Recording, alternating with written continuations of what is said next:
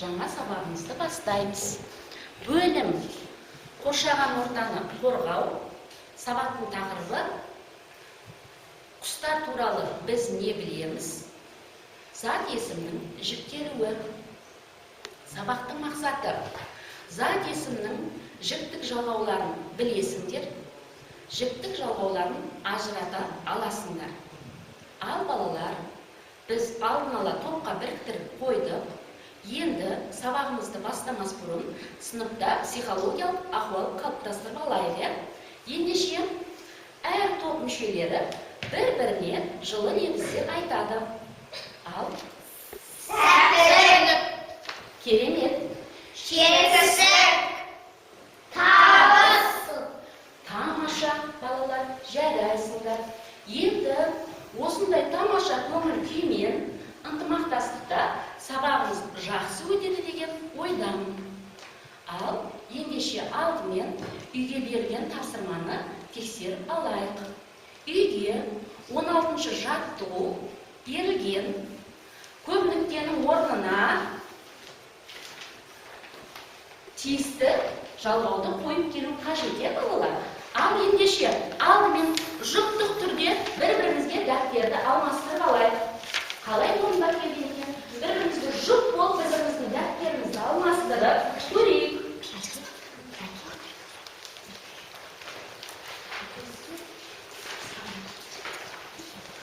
Қайтадан өз дәптерлерімізді аламыз. Көп нүктенің орнына табыс септігіні бір жалғауын дұрыс қойып келген оқушылар маған белгі береді. Жарайсыңдар, балалар. Ал ендеше мен әр топтан топ басшыларға алдын ала бағалау парағын үлестіргенмін. Сол бағалау парақшасына топ басшылары осы үй тапсырмасына бір балдық жүйеде, яғни бір бал қойып қояды. Дұрыс орындап келген балаларға, әркім өз тобындағы балаларға. Ал енді келесі балалар, біздің жаңа сабағымызды біз бүгінгі тақырыбымызға сай бейне жазбаны тамашалап алайық.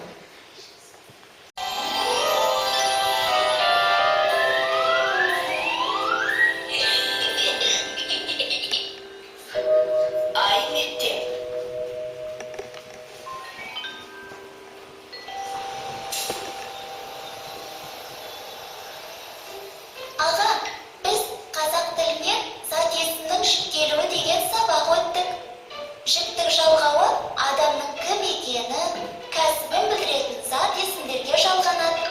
Мысалы, мен оқушымын, сен суретшісің.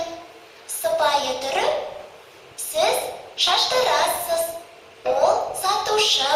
Жіктік жалғаулы зат есім сөйлемде баяндауыштың қызметін атқарады. Иә, зат есім үш жақта.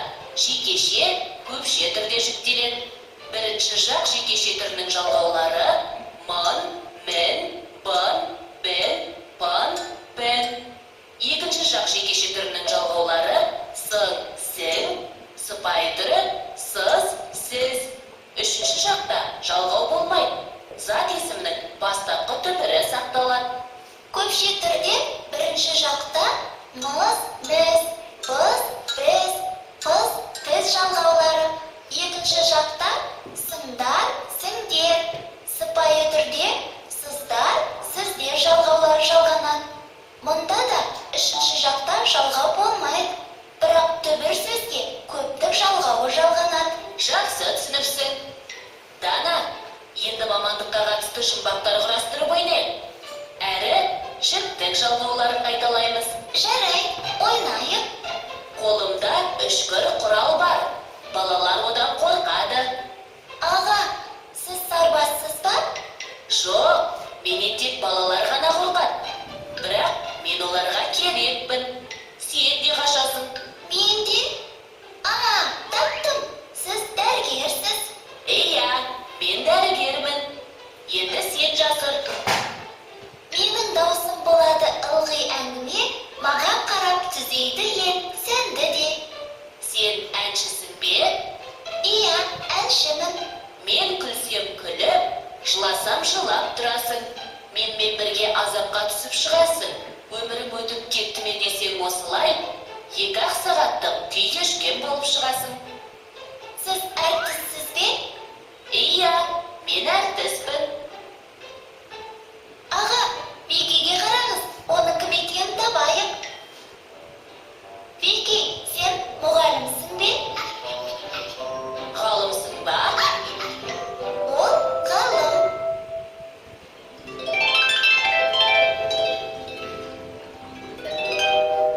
Қайталайық. Зат есімнің жіктелуі. Жіктік жалғауы адамның кім екенін, кәсібін білдіретін зат есімдерге жалғанады. Мысалы, мен оқушымын, сен суретшісің. Сыпайы түрі, сіз шаштарассыз, ол сатушы. Жіктік жалғаулы зат есім сөйлемде баяндауыштың қызметін атқарады. Зат есім 3 жақта жекеше, көпше түрде жіктеледі. Бірінші жақ жекеше түрінің жалғаулары. Мың, мін, бын, бін, пын, пін. Екінші жақ жекеше түрінің жалғаулары. Сын, сін, сыпайы түрі сыз, сіз. Үшінші жақта жалғау болмайды. Зат есімнің бастапқы түбірі сақталады. Мысалы, мен әншімін, сен дәрігерсің, сіз мұғалімсіз, ол оқушы. Көпше түрде бірінші жақта мыз, міз, біз, біз, пыз, біз жалғаулары. Екінші жақта сыңдар, сіңдер, сыпайы түрде сыздар, сіздер жалғаулары жалғанады. Мұнда да үшінші жақта жалғау болмайды, бірақ түбір сөзге көптік жалғау жалғанады. Мысалы, біз әншіміз, сендер әншісіңдер. Сыпайы түрі, сіздер әншісіздер, олар әншілер. Зат есімнің жіктелуі тақырыбында бейне жазбаны тамашалап болсақ, зат есімнің жіктік жалғауларын қолданып, біз бүгінгі жаңа сабақтың тапсырмаларын орындаймыз. Балалар, мына топқа бұл жалғауларды атын қою себебі бар өзі, қыр-сыры. Ендеше қазақ тілінде жалғаулардың бір-бірінен ажырата алмайтын 4 жалғаудың түрі бар. Оларды ешқандай да біз бір-бірінен айыра алмаймыз. Ендеше сол жалғаулардың аттарын сендер атап өтіңдерші. Қане? Тәуелдік, септік, көпшілік. Тамаша.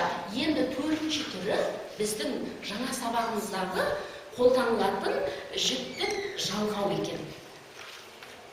Ендеше балалар, мен әрбір топқа сұрақ бізден, жауап сізден әдісін қолданып, әр топ мүшесіне бір сұрақтан қойып жіберейін.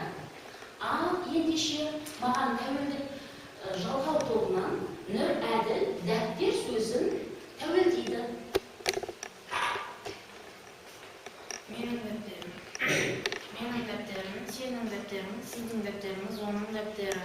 Көпше біздің дәптеріміз, сендердің дәптерлерің, сіздердің дәптерлеріңіз, олардың дәптерлері. Тамаша. Нұрәділ дәптер сөзін дұрыс жіктей алды. Топ басшысы 1 балдық жүйемен Нұрәділге бал қойып қояды. Ал келесі септік жалғау тобынан бізге Мұқан 7 септіктің жалғауларын атайды. Атау септікте жалғауы жоқ. Ілік септік. Нің, дың. Бар септік. Қа-ке. Табыс септік. Т. Жат септік. Та-де. Көмектес септік. Шығыс септік. Нан-нен, тан-тен. Көмектес септік. Мен, пен. Жарайсың Мұқан. Мұханға топ басшысы бір балдық жүйемен бал қойып қояды. Мұхан септік жалғауларын дұрыс атай білді. Ал енді келесі үшінші тобымыз көптік жалғау тобынан біз парангизге көптік жалғауларды ата дейміз. Лардер, дардер, тардер. Жарайсың. Парангиз көптік жалғауларды дұрыс атай білді. Топ басшысы парангизге бір бал қойып қояды. Ал ендеше оқулықпен жұмыс жасаймыз. Әр топқа топтық тапсырмалар беремін және жаттығулардың қалай орындалуын түсіндіремін. Бірінші тапсырма 17-ші жаттығу тәуелдік жалғау тобына. Екінші тапсырма 18-ші жаттығу көптік жалғау тобына. Үшінші тапсырма 19-ші жаттығу септік жалғау тобына. Енді орындалуын түсіндіріп өтейін. 17-ші жаттығуды балалар өлеңді оқисыңдар және қарамен жазылған сөздерді сөз құрамынан талдау жасайсыңдар. Ал көптік жалғау тобы 18-ші жаттығу жазылым. Барлығымыз бұл жаттығуды көшіріп жазамыз алдымен. Кейін жұп болып көптік жалғау тобы сөйлемдерді сөйлем мүшесіне талдау жасайды сөздерге. Ал енді септік жалғау тобына берілетін тапсырманы түсіндіріп өтейін. Септік жалғау тобына 19-ші жаттығу сөйлемді көшіріп жазасыңдар. Бұл жаттығу жазылым түрінде орындалады және сөйлемдердегі сөздерді сөйлем мүшесіне талдау жасайсыңдар. Ал балалар, сендерге жұмыс жасауға 2 минут уақыт кірістік. Ендеше тағы бір әдісті түсіндіріп өтейін. Бүгін сабақта мен жазылым тапсырмаларын таза тақта әдісі арқылы тақтаға жазып қойдым. Балалар көшіріп жазамыз, бірақ талдау жасайтын кезде тақтаға шығып әрбір сөйлем мүшесінің астын сызамыз. Қане орындайық.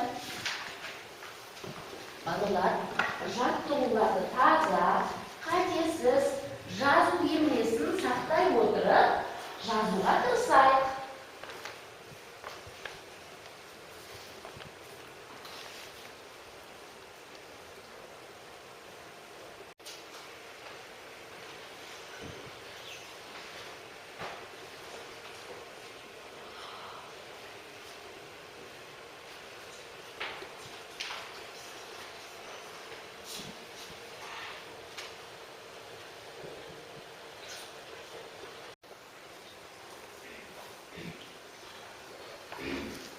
Bunlar arayın tapsırmaları olacaksınlar.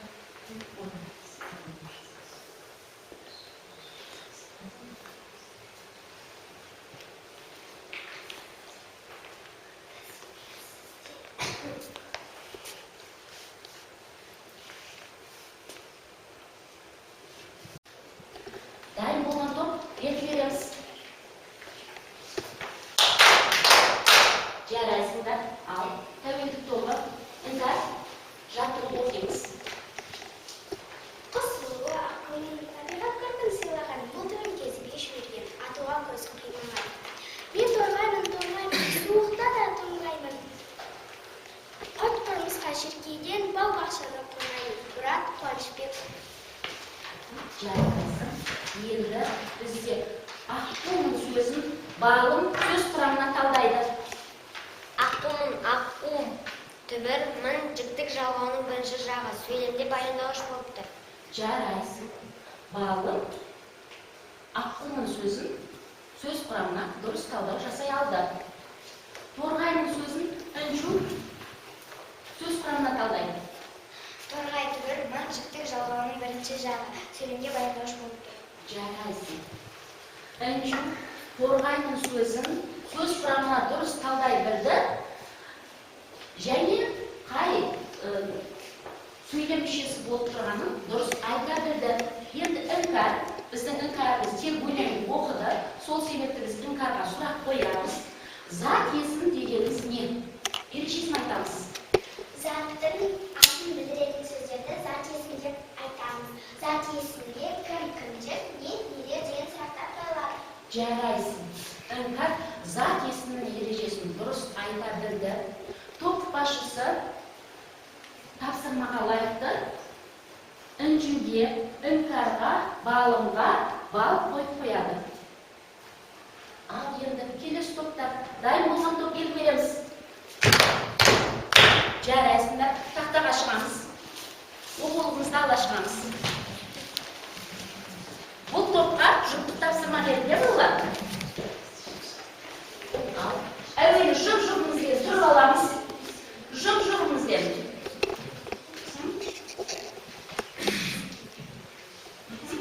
Жұп-жұбымызбен тұрамыз.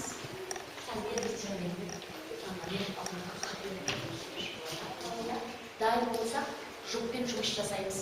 Қане? Оспан, Мен оқушымын. Мен кіммін? Оқушымын. Мен бастауыш, оқушы баяндауыш. Оқушы түбірі, мың жіптік жалғауының бірінші жағы. Сөйлемде баяндауыш болды. жарайсың. Сен оқушысың. Сен кімсің? Оқушысың. Сен бастауыш, оқушысың. Баяндауыш, оқушы түбір, мың жіптік жалғауының жіптік жалғауының екінші жағы. Ол оқушы. Ол кім? Оқушы баяндауыш. Ол кім? Ол бастауыш. Сөйлемде бастауышта баяндауышта сәйкесіне болған жағдайда сөздердің арасына сызықша қойылады. Жіптік жалғауының үшінші жағында жалғау салған баяндау. Жарайсыңдар балалар. Ендеше сөйлемге таңдау жасаған балалар қолыңызға борды алып, тақтадағы 18-ші жаттығудың сөйлем мүшелеріне талдау жасайық. Сенде бордарды жайғаса берген қалған оқушылар. Ал балалар тақтаға 18-ші жаттығуды сөйлем мүшелеріне талдау жасайық. Әркім өз сөйлемге талдау жасасын, оқылған сөйлемге.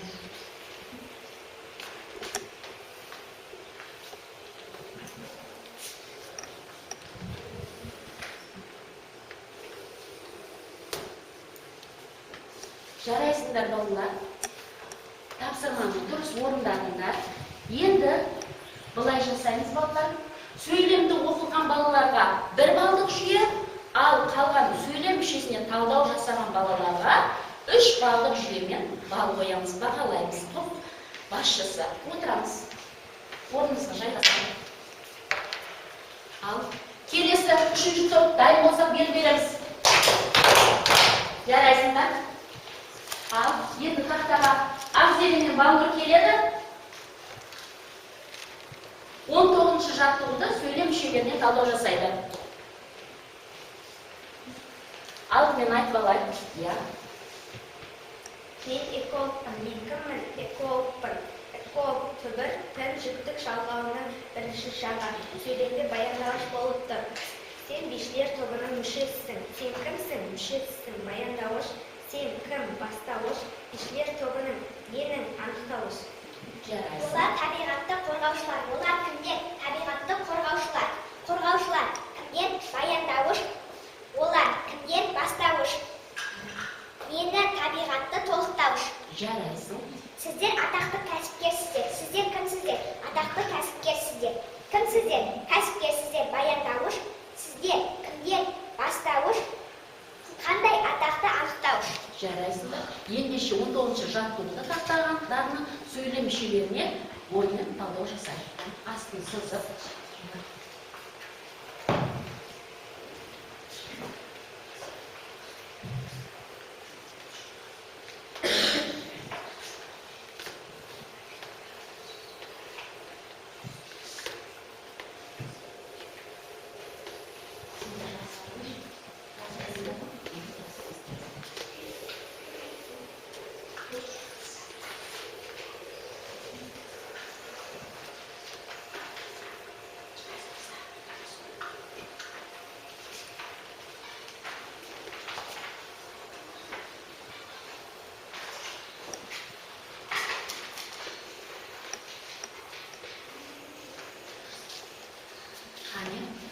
Қыздардың талдау жасаған тексерейік.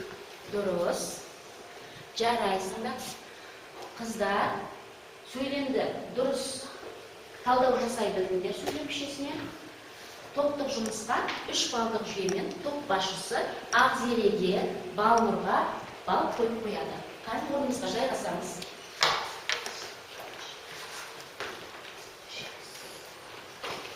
Ал балалар, келесі кезекте енді біз құстар туралы не білемін тақырыбында бейнежазбаны тамашалап алайық.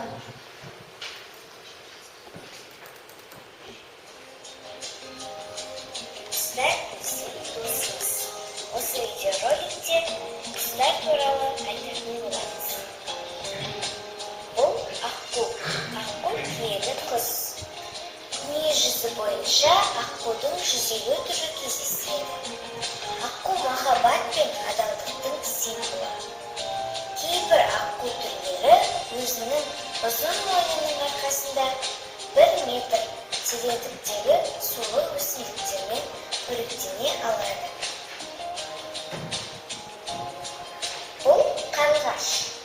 Қарлығашты орман тоғайларда, өзен-көлдерде кездестіруге болады. Біздің Қазақстанда қарлығаштың 5 түрі кездеседі. Олар жар қарлығашы, құс қарлығашы, қос реңді қарлығаш, сепкілтіс қарлығаш және сепкен қарлығашы. Бұл лорелер. Лорелер түрлі құс тасқа жатады. Эвкалипт ағаштары өздерінің гүл тозаңымен шөптарын жинауға бейімделген. Етті, гүлде өте жіңішке бұлшықтардан құралған щеткасы бар. Бұл бүркіт. Бүркіт бүгінде саны азайып сиреп бара жатқан құстардың бірі. Оның денесінің ұзындығы 93 сантиметр болады. Ал қанатының ұзындығы 2,16 метрге дейін жетеді. Бүркіт күніне шамамен 1,5 келі шөптік жейді. Бұл тотықұс. Бұл құстардың ішіндегі ең ақылдысы. Дене тұрғы 9,5 сантиметр. Ең кішкене тотықұста 8 сантиметр болады. Ал үлкен түрлері 1 метр болады. Бұл тоқылдақ. Тоқылдақ ағаштардан тұмсығын ұрғылау арқылы өзіне азық табумен қатар ормандағы зиянды жәндіктерден тазартатын әдемі орман құсы. Мұндайға басқа ешқандай құс қабілетті емес. Сондықтан тоқылдақты орман дәрігері деп те атайды. Бұл қарлығаш. Қарлығаш айып құйрықты, қанаты ұзын, әрі ішкі күйрек шағын киелі қара ала құс. Торғайлар отрядына жататын құс тұқымдасы. Басқа құстардан бір айырмашылығы жеңіл ұшып ұстайды.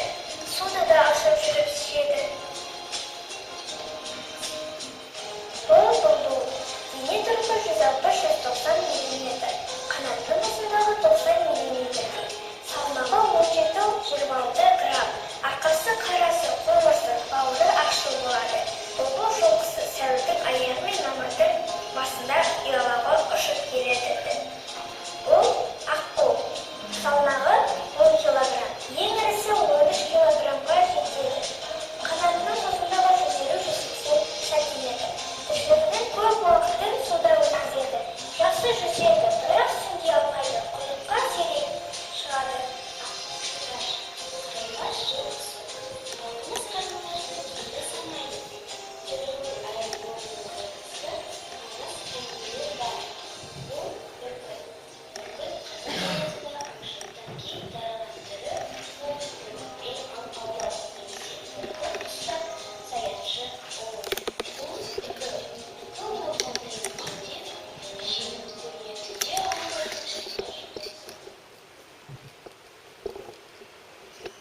Ал балалар, бейнежазбаны тамашалап болсақ,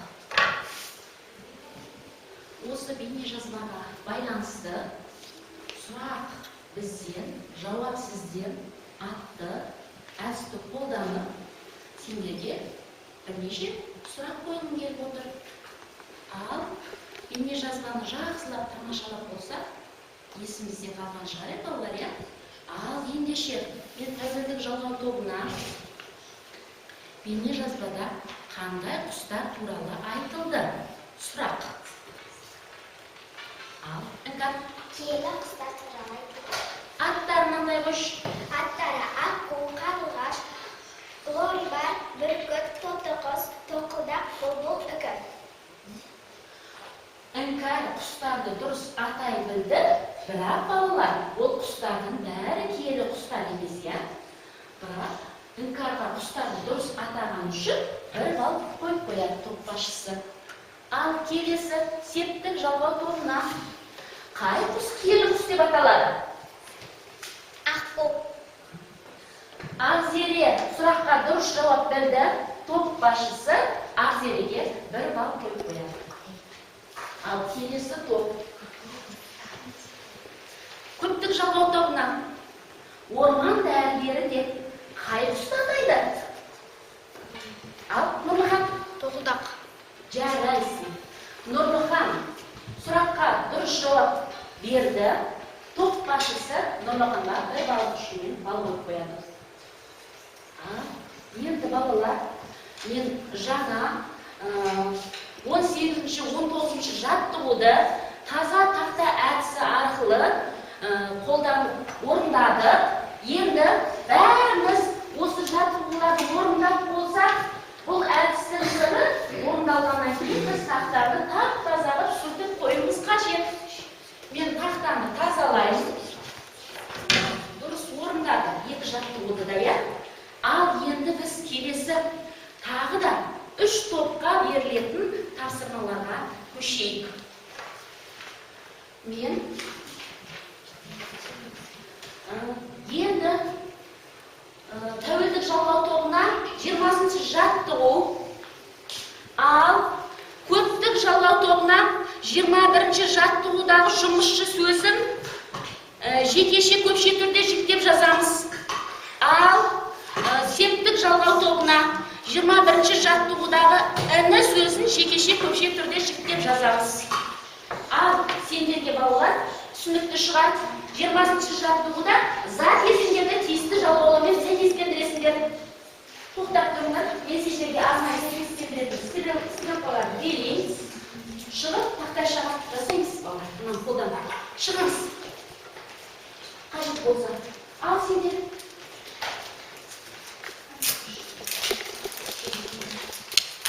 Сендер, мынада қиындылар бар. Септік жалғау тобы және көптік жалғау тобы біз құстарға көмектесейік әдісімен. Мына құстардың қанаттарына арнайы жіктеп жазады сөздерді. Қайда кірсеңіз? Қыздар, кірсеңіз. Ішінде қиындылар бар, аламыз. Бәрі қиындылар. Екінші баш беріледі.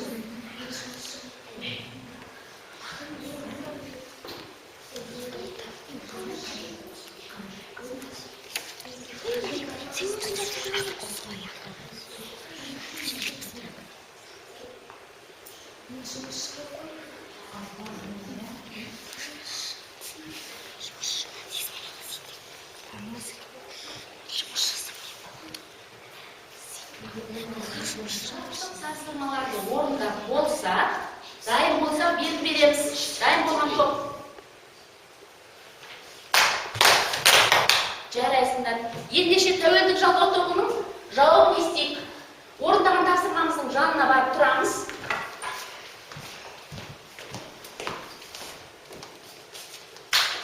Енді тапсырманы айтамыз. Ақынбыз. Студентпіз. Аспазбын. Әншісіңдер. Ұстасыңдар. Баласың. Кешіміз. Жарайсыңдар. Аллалар, орныңызға жайғасайық. Топ басшысы, тәуелдік жалғау тобы, 20-ші жаттығу, сәйкестендіру тапсырмасын дұрыс орындай білді. Әр балаға 3 балдан бал қойып бағалаймыз. Ал енді келесі көптік жалғау тобы дайынбыз ба? Бермеген. Жарайсыңдар. Жауабын естейік тапсырманы. Мен жұмысшымын. Сен жұмысшысың. Ол жұмысшы. Біз жұмысшымыз. Сендер жұмыссызсыңдар. Олар жұмысшылар. Жарайсыңдар. Енді балалар, біздің балаларымыз жұмысшы сөзін жекеше көпше түрде дұрыс жіктей білді. Енді біздердің қарлығаштарымыздың бұтақтарға немесе ұяға қолына көмек берейік, балалар. Қолымызға желімдегішті алып, дұрыс орындаған тапсырмаларымызды апарып жапсырамыз бұталарға және ұяға.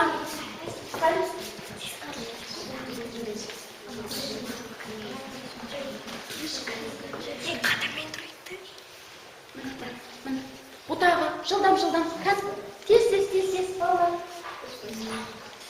Бұтаға, ұяға, қолына жәрдем берейік. Тез қарлығаштарға бір желімдегішімізді тез, осы орындарға жапсырамыз балалар. Жылдам. Дұрыс.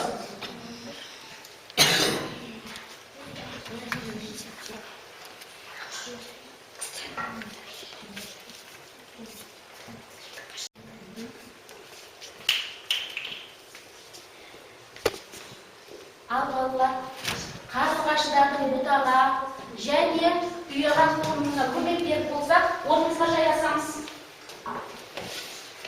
Келесі, септік жалғау тобы. Дайынбыз ба? Бел береміз. Кәне, енді септік жалғау тобының жауабын тыңдайық. Мен інімін.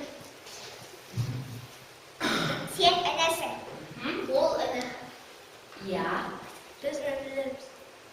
жарайсың. Сендер інісіңдер. Олар іні.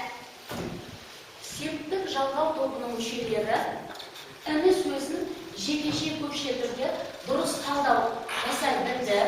Топ басшысы әрбір топ мүшесіне 3 балдан қояды. Ал енді біз балалар аққудың көлге қонуына көмек берейік. Желімдегіш арқылы апарып, дұрыс орындаған тапсырмаларымызда көлге аққуларды орнықтырамыз.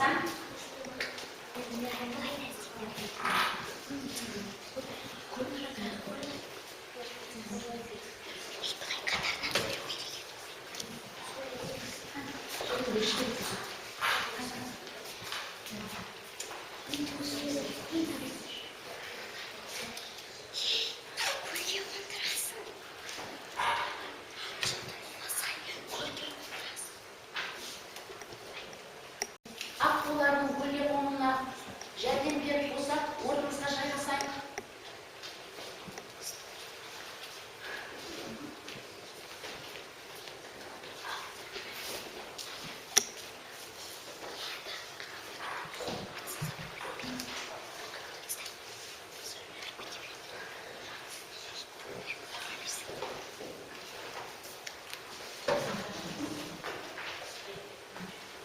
Ал топ басшылар өз тобымыздағы мүшелерді бағалап отырдық па? Әр тапсырмада. Ал енді мен қазір балалардың белсенділігі үшін және балаларға тағы бір балдан қосып беремін. Іңкәр, Әнжу, Нұрәділ, балым. Мына топтан барлығына қоям, тамаша қатысты. Ал сендерге де бәріне бір балдан тән топ басшысы белсенділік балына бір балдан қойып береміз топ мүшелеріне. Бүгінгі сабаққа жақсы қатысқаны үшін. Кәне, аяғымға да қоямыз. Және біздің ішімізде думан бар. Оған арнайы тапсырмасы бар. Думанға да белсенділікке және бір тапсырмаға думанға бал қойып қоямыз. 2 тапсырманың біреуіне. Ал балалар, топ басшылар сендер әркім өзінің тобындағы балды есептей берсін. Ал қалған балалар біздің жұмыс дәптерімізде кері байланыс өз жауабының дәлелді әдісі бар, сол кері байланысты жазамыз. Қане, жұмыс дәптеріндегі кері байланысты жазамыз.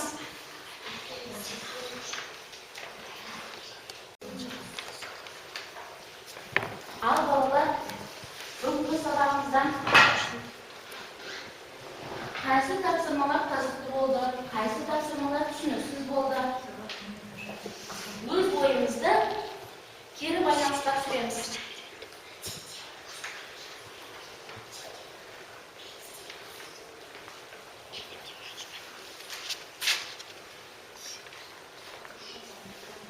Aslında өзі қажетті сөздер бар, балалар, керек сөздер, сол сөздерді қолданамыз.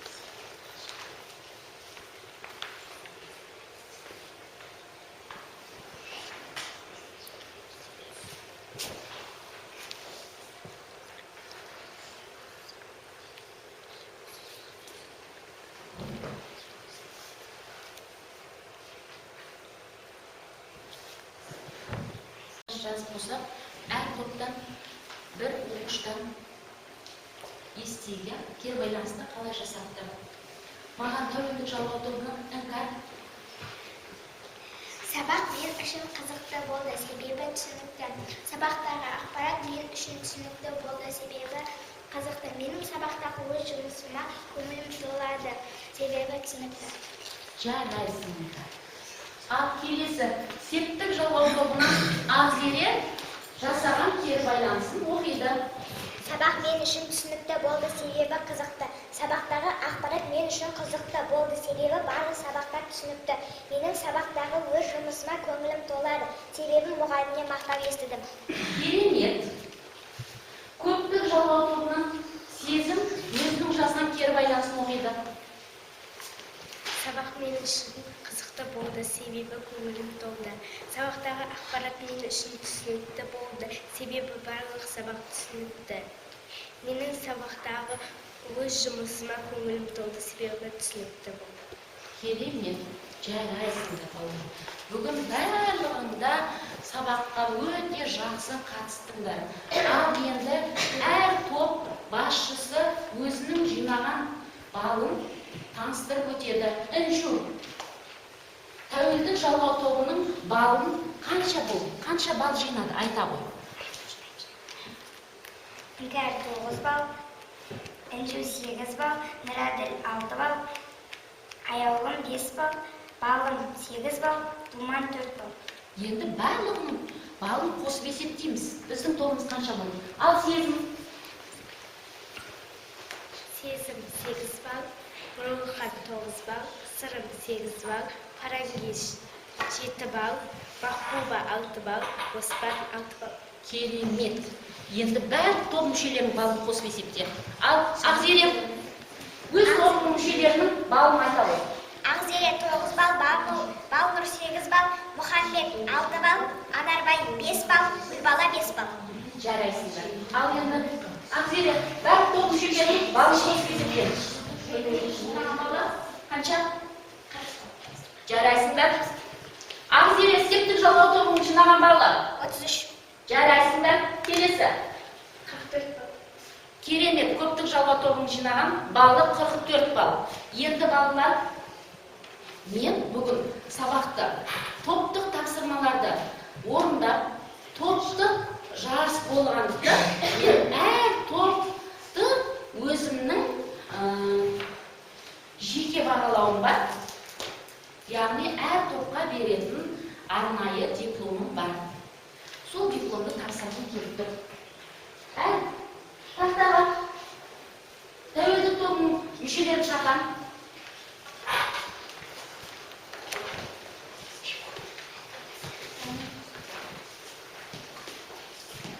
Думан.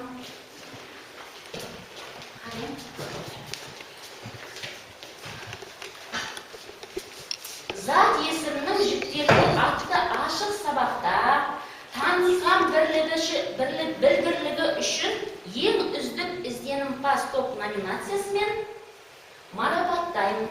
Қане, топ басшысы, қолыңызды алыңыз, жарайсыңдар балалар. Керемет.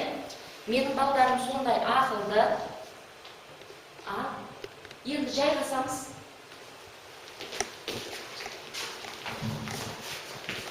Келесі септік жалғау тобы. Дәл осы мәтінде зат есімнің жіктелуі атты ашық сабақта танытқан білімдері үшін ең үздік алғыр топ номинациясымен марапатталады. Әдемілеп тұрып алайық. Зат есімнің жіктелуі атты ашық сабақта танытқан білімдері үшін ең үздік алғыр топ номинациясымен марапатталады. Топ басшысына табыстаймыз. Қане, ал балалар, бүгінгі жеңістерің құтты болсын, орнымызға жайғасамыз. Келесі көптік жалғау тобы.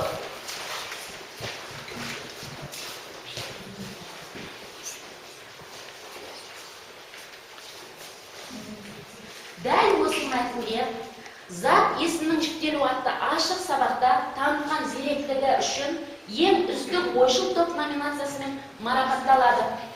Топ басшысы сезімге жарайсыңдар балалар.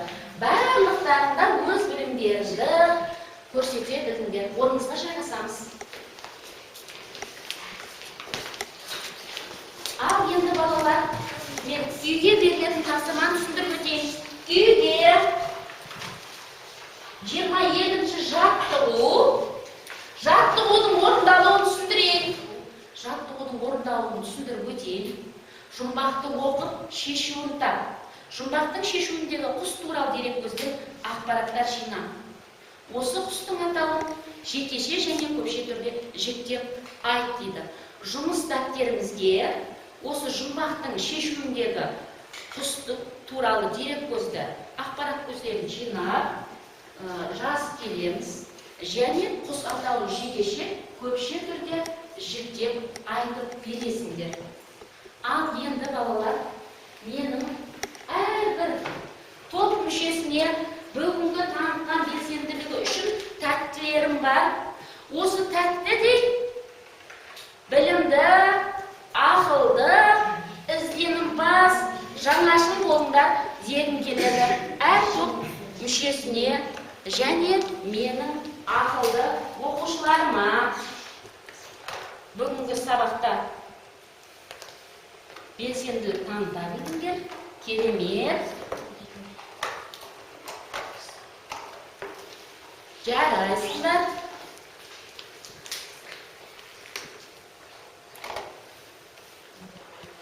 Зат есімнің жіктелуі туралы ақпараттар алдыңдар деп ойлаймын. Балалар, осымен сабағымыз бітті. Сау болыңдар.